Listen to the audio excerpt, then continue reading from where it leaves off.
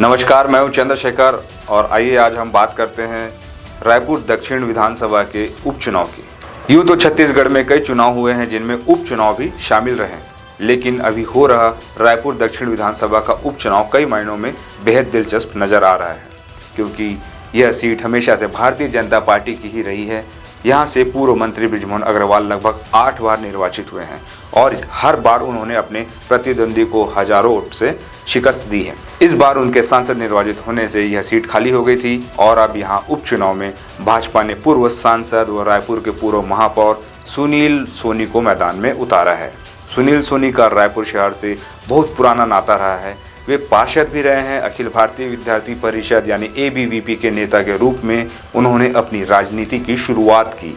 Sunil Soni Durga college में छात्र संघ के अध्यक्ष भी रहे। रायपुर नगर निगम में 2 बार के महापौर सुनील सोनी ने रायपुर विकास प्राधिकरण के अध्यक्ष की भी जिम्मेदारी संभाली है।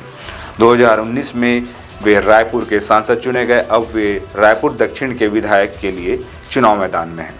इधर कांग्रेस पार्टी ने उनके खिलाफ चुनाव मैदान में युवा चेहरे को उतारा है, जिनका नाम है आकाश शर्मा।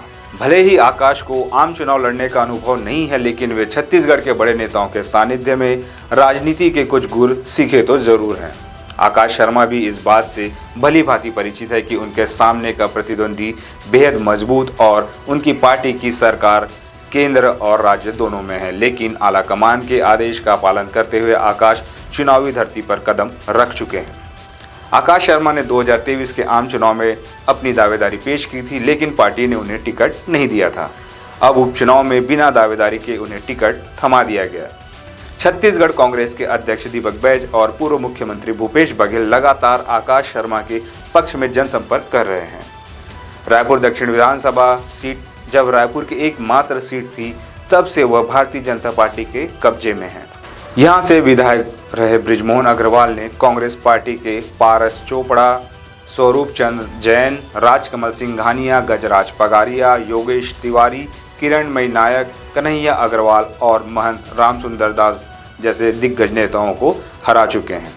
इस सीट में पिछले 25 वर्षों से विधायक रहे हैं बृजमोहन अग्रवाल। अब देखना दिलचस्प होगा कि चुनाव में क्या समीकरण बैठते हैं। वैसे भी यह चुनाव जितना महत्वपूर्ण भारतीय जनता पार्टी के लिए है, उतना ही महत्वपूर्ण सांसद व पूर्व मंत्री बृजमोहन अग्रवाल के लिए भी है, क्योंकि सुनील सोनी भी उन्हीं के चेहरे पर चुनाव लड़ रहे हैं।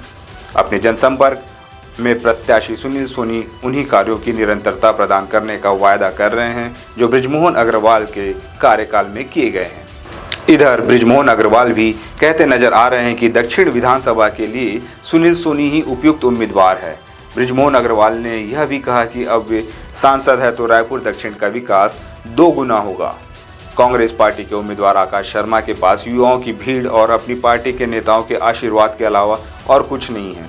वहीं भाजपा के पास पूरा लाव लश्कर है। ऐसे में आकाश शर्मा की जीत को लेकर संशय जरूर है, लेकिन यह भी तय है कि कुछ कहा नहीं जा सकता कि चुनावी ऊंट आखिर किस करवट बैठेगा। दोनों ही उम्मीदवारों के भाग्य का फैसला 13 नवंबर को EVM में कैद होगा और 23 नवंबर को उनके भाग्य का फैसला होगा। आपको यह जानकारी कैसी लगी, हमें कमेंट्स में ज़रूर बताएं।